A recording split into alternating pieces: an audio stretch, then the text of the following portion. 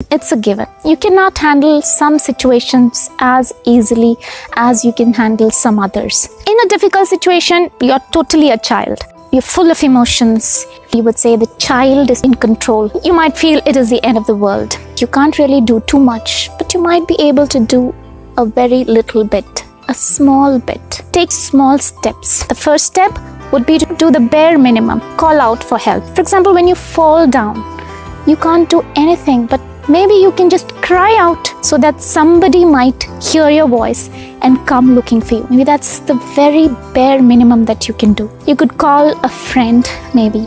You could call somebody who knows something better than you. For example, legal matters. So I feel devastated, but then there are people who are at ease with that. So what do? I talk to my mother, who's an expert at this. I talk to my friend, who's great at that. So I talk to these people and suddenly my mood is lifted. When they hold me up, I can see a little bit ahead.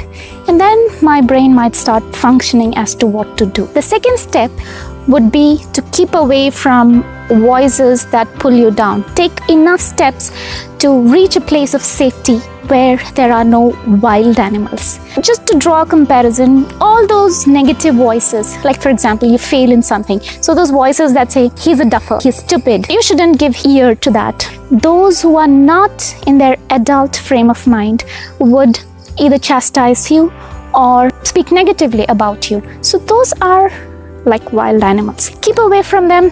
You should only be bothered about some adult. An adult would come and help you in a difficult situation.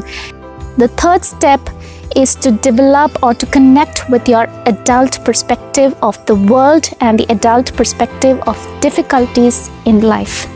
Connecting to the adult. It's difficult to make the transition or make the movement from the child to your adult, which has taken a total backseat. Now, how do you get connected to your adult? Connecting with your adult involves a little bit of time travel. You have to travel many years ahead and imagine what position you would be in and how would this incident look in comparison. Your adult might be actually well-read and has a perspective that this incident might actually be very small when you look at it in a larger context.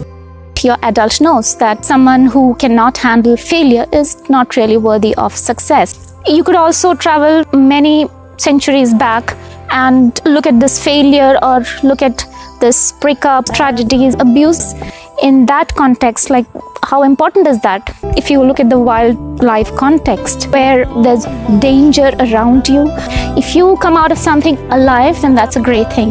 The adult in you also knows that if life was only about happiness, you would have been given only joy as an emotion. You have all these emotions and life happened to you at some point in a huge scale. So an adult perspective would look at problems and would look at disasters or losses in that holistic perspective. So you have to connect to that adult, and if you cannot do it yourself, again, you have to keep taking help until you are totally connected to your adult and you can stand up straight and walk confidently.